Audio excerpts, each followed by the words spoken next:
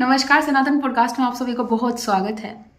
और आज की इस वीडियो में हम एक बहुत ही रोचक कथा सुनाने वाले हैं कि कैसे भगवान विष्णु राम बने और नारद जी ने क्यों दिया था शाप। ये कथा हमने शिव पुराण के द्वितीय संहिता रुद्र संहिता की प्रथम खंड से उठाई है और आज हम आपको यही रोचक कथा यहाँ पर प्रस्तुत करने वाले हैं। चलिए शुरू करते हैं। एक समय की बात है कि नारद जी तपस्या करने के लिए गए। भगवान शिव की आराधना कर रहे थे, भगवान शिव की तपस्या कर रहे थे।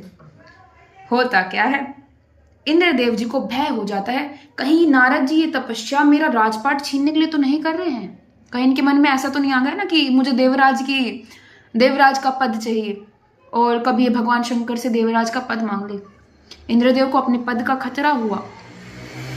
कामदेव जी को बुलाते हैं और कामदेव जी से कहते हैं कि किसी तरीके से आप नारद जी की तपस्या भंग कर दीजिए। ठीक है, कामदेव जी जाते हैं नारद जी की तपस्या को भंग करने के लिए।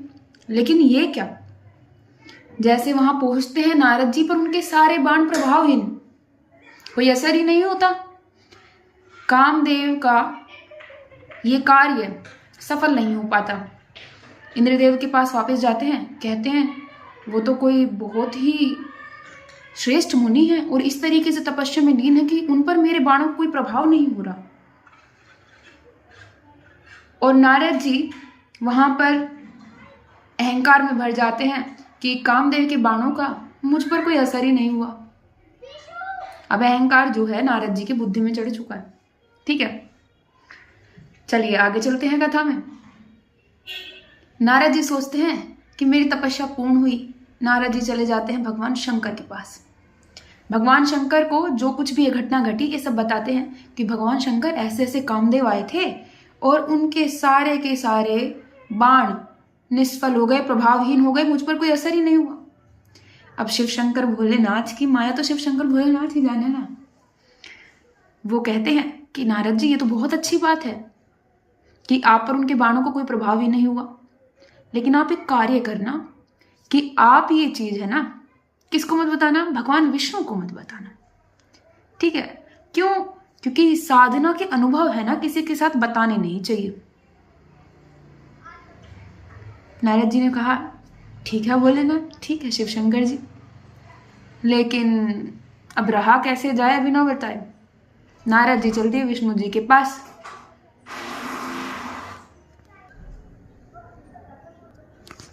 और जैसे ही नारद जी भगवान विष्णु के पास गए तो उन्होंने सारा का सारा अनुभव बता डाला कि विष्णु जी ऐसे ऐसे कामदेव आए थे और मेरे ऊपर उनका कोई असर नहीं हुआ।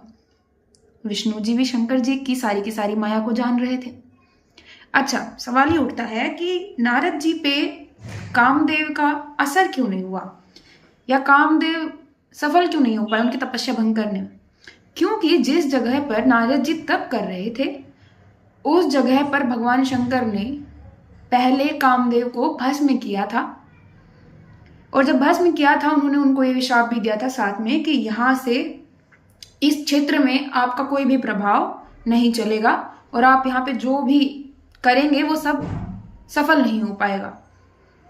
ये बात अब कामदेव भी भूल चुके थे और नारद जी के तो बुद्धि में दूर दूर तक बात थी ही नहीं।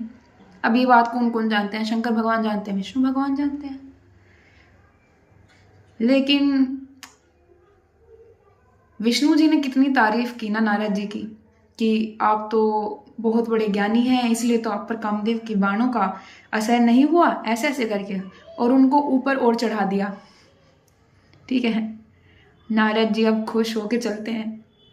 आगे जाके देखते हैं एक बहुत बड़ी नगरी, 100 योजन के विस्तार में फैली हुई नगरी, और वैकुंठ लोक से भी रमणीय नगरी।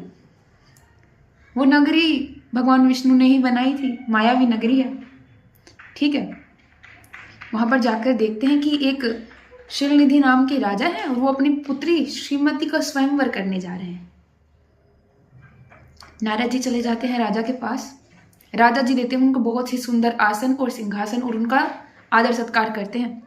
अपनी कन्या को बुलाते हैं, श्रीमती जी को। श्रीमती जी का रूप देखकर नारद जी तो बस खो गए जैसे।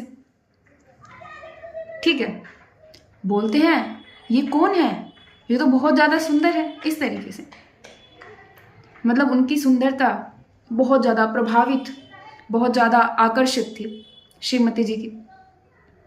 तो कहते हैं ये मेरी पुत्री है, राजा जी कहते हैं श्रीनिधि जी की ये मेरी पुत्री है और इनका स्वयंवर होने जा रहा है, आप इनका भाग्य बता दीजिए कैसा रहेगा ऋषिगण।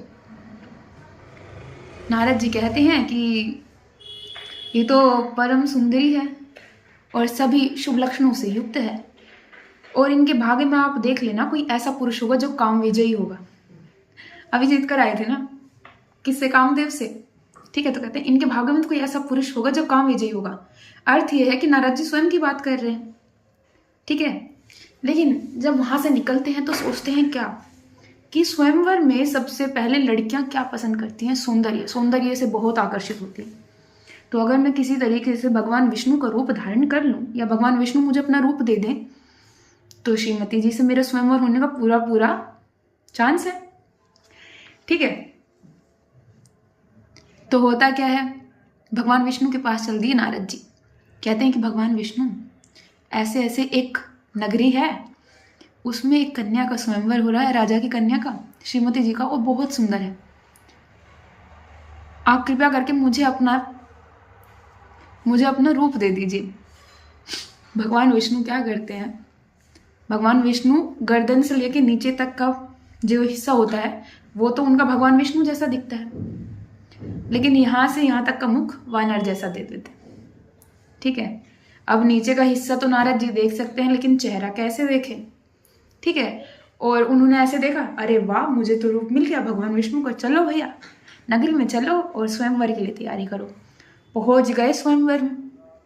अब भगवान शिव जानते हैं कि क्या हो रहा है और भगवान विष्णु जानते हैं क्या हो रहा है, नारद जी तो अनजान है। ठीक है,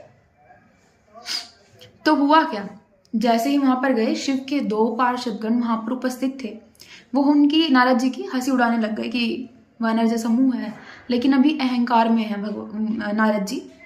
ठीक है, नारद जी अहंकार में है तो खुश भी हैं कि मेरा स्वयंवर होने वाला है, तो उनकी बातें ना अनसुनी सी कर देते हैं, उनको समझ नहीं आता कि लोग क्या बात कर रहे हैं।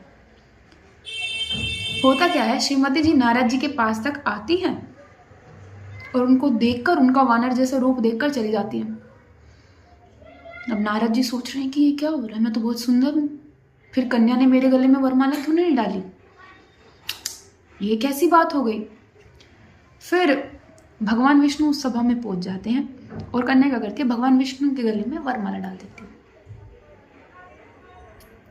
और भगवान विष्णु श्रीमती जी को लेकर अंतर ध्यान हो जाते हैं।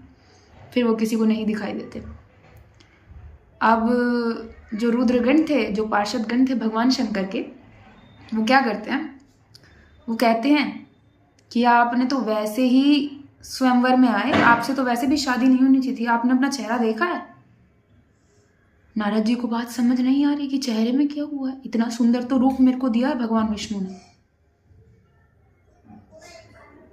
देखते हैं अपना चेहरा फिर, और उनको आ जाता है गुस्सा, बहुत भयानक गुस्सा। गुस्सा आ जाता है अब नारद जी को, तो करते हैं क्या, शाप दे देते हैं दोनों गणों को। उनको राक्षस बनने का श्राप दे देते हैं कि अगली बार तुम राक्षस बनोगे।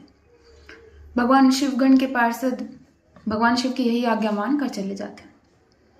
लेकिन अभी नारद जी का गुस्सा शांत नहीं हुआ है, अभी भी अहंकार है, बुद्धि ठीक प्रकार से काम नहीं कर रही है, अज्ञानता ऊपर आ गई है। तो क्या करते हैं नारद जी, विष्णु भगवान के पास जाते हैं और उन पर अनेकों अनेक प्रकार के आरोप और ताने कसने लग जाते हैं। किस तरीके से कहते हैं कि तुम तो छली हो, तुम तो कपटी हो, तुमने तो ये किया, तुमने तो जब समुद्र मंथन हो रहा था जब भी तुमने ऐसी ऐसी चीजें की, तुमने मोहिनी रूप धारण किया, तुमने वहां पर राक्षसों को अमृत तत्व पाने से रोक लिया। इस तरीके की बहुत बहुत बातें बोलते हैं और अंततः भगवान विष्णु को शाप दे देते हैं कि जिस तरीके से तुमने मुझे स्त्री के लिए व्याकुल कर दिया है, ठीक है, तुम अज्ञानता से मोहित मनुष्य का रूप लोगे और जब जैसे तुमने मेरा वानर का मुख बनाया है वही वानर तुम्हारी सहायता करेंगे। और जैसे तुमने मुझे स्त्री के लिए व्याकुल किया है, वैसे ही तुम्हें स्त्री वियोग भोगना पड़ेगा। तो यहाँ से इस प्रकार भगवान विष्णु को श्राप दिया नारद जी ने। और आपको आगे पता ही है कि राम जी को कैसे सीता मैया का वियोग, ठीक है, और वानरों ने उनकी कैसे सहायता की। तो ये सारी चीज़ों की कहानी होती है एक नारद जी के शाप से। इसके बाद जब नारद जी अपने वेश में आते हैं वापिस, तो उनको समझ में आता है कि उन्होंने क्या कर डाला।